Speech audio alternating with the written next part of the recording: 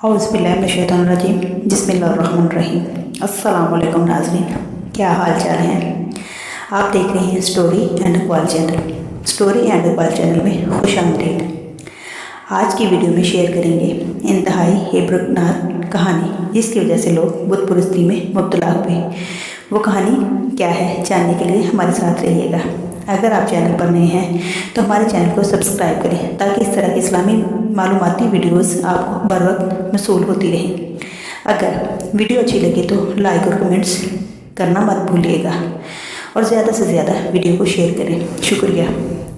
चलिए चलते हैं वीडियो की तरफ। इंतहाई अजीब व गरीब इब्रतनाक वाक़या जिसके बारे में बहुत कम लोग जानते हैं। वो दोनों जिस जगह पर गुनाह करने लगे थे वो रोई ज़मीन का सबसे ज़्यादा मुक़द्दस मकाम था। जैसे ही इन्होंने गुनाह किया इसी वक्त इनके जिस्म पत्थर होने लगे, इनकी रूहें कब्ज़ कर ली गई और गोश्त पोश के जिस्म पत्थर के बनते चले गए। इस वक्त इनके करीब करीब कोई भी नहीं था, इसलिए जो कुछ इन पर गुजरी इसके बारे में खुद इलाही के सिवा किसी को पता नहीं चला। ये तारीख़ का इंतहाई अजीब व गरीब वाक़या था। दो जिंदा इंसान जिनमें एक मर्द था और दूसरी औरत थी, एज़ाबी इलाही के तहत पत्थर के बन गए थे। कुछ देर गुजरी तो इधर से किसी का गुजर हुआ। इसने इनको देखा और पहचान लिया। ये भी मालूम हो गया कि इन्होंने इस मुक़द्दस व मुतबर्रिक तरीन मकाम पर कैसा घिनौना काम किया था जिसकी फौरी तौर पर पकड़ हो गई थी। लोगों का मारे गुस्से और दुख के इंतहाई बुरा हाल हो गया।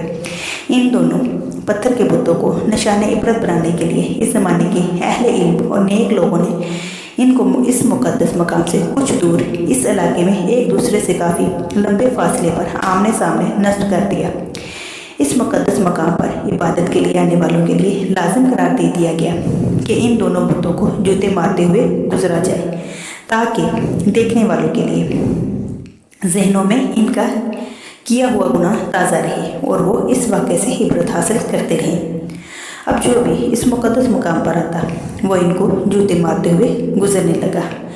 वक्त गुजरता रहा, 150 साल तक यही सिलसिला चलता रहा। इसके बाद कुछ वक्त गुजरा तो नई आने वाली नस्लों ने आहिस्ता आहिस्ता इन बुतों को जूतों से मारना छोड़ दिया। शैतान ने इनके जहन में यह बात डाली कि क्योंकि ये इबादत का हिस्सा नहीं, लिहाजा इन बुतों को जूतों से मारना ज़रूरी नहीं, बल्कि इसकी बजाय इनको इलामती तौर पर थप्पड़ मार कर गुजरा जाए, जिससे इनसे नफ़रत का इजहार भी होता रहेगा और इनके किए हुए गुनाह का ख्याल भी लोगों के जहनों में मौजूद रहेगा। गुजरते वक्त के साथ साथ ये थप्पड़ भी हल्की सी चपत में तब्दील होने लगा और फिर बिल्कुल अलामती तौर पर आहिस्ता से इन बुतों को छूकर गुजरने का सिलसिला शुरू हुआ। शैतान ने एक बार फिर वर्गलाया। अब लोग इन बुतों को इस नीयत से छूते कि वो इनसे नफरत करते हुए थप्पड़ मार रहे हैं, लेकिन साथ ही दुआ अपने हजात के लिए दुआ भी मांगने लगे।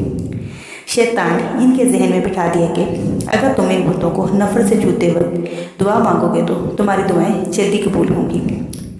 यहाँ शैतान की शरारतें देख लीजिए कैसे आहिस्ता आहिस्ता जहनों को तब्दील करता है।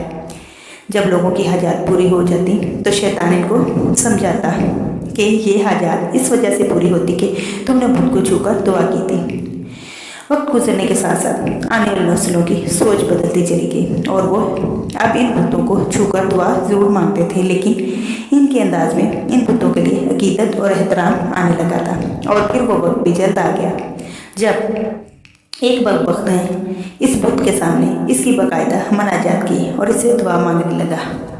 जूते मारने से शुरू होने वाली दास्तान थप्पड़ मारने, अलामती तौर पर छूने, अकीदत से छूने से होती हुई बाकायदा इबादत तक चली गई। अब इन दोनों बुतों की बाकायदा पूजा की जाने लगी, इनसे मनतें और मुरादें मांगी जाने लगी।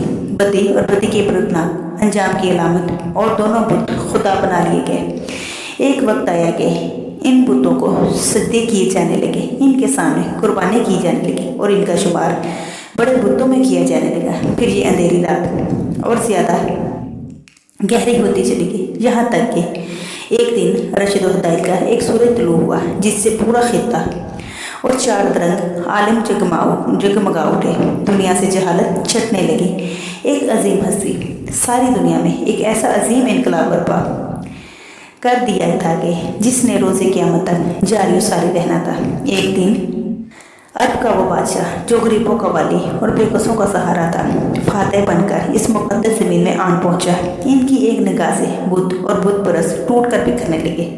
लोग तौबा ताइब होकर बुतों से दूर होने लगे। सबको अपने सच्चे खालिक की पहचान होने लगी। हज़ारों साल से ये प्यासी ज़मीन, ये कुर्रा अर्ज़ हदायत से सैराब होने लगी। ज़मीन और आसमान की मखलूक़ात ने हैरत से इस अज़ीमुल शान इनकलाब का मंजर पहली बार देखा था।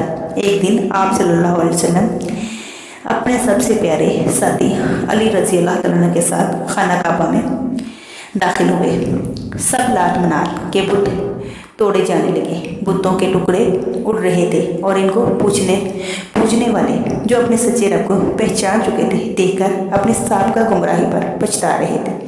आप सल्लल्लाहु अलैहि वसल्लम बुतों को रेज़ा रेज़ा कर रहे थे और साथ साथ ये आयत भी दोहराते जा रहे थे कि हक आया और बातिल मिट गया।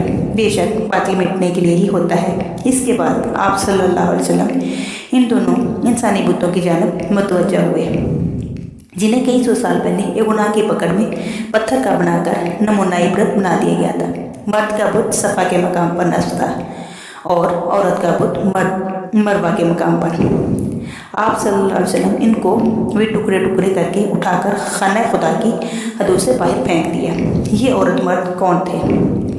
इसके लिए हमें तारीख़ और आग को पीछे उल्टना पड़ेगा। इसके लिए हमें इस ज़माना में जाना होगा जब हज़रत इस्माईल अलैहिस्सलाम और इनकी वालदा हज़रत बीबी हाजरा अलैहिस्सलाम ज़मज़म के चश्मे के करीब ज़िंदगी के दिन बसर कर रहे थे।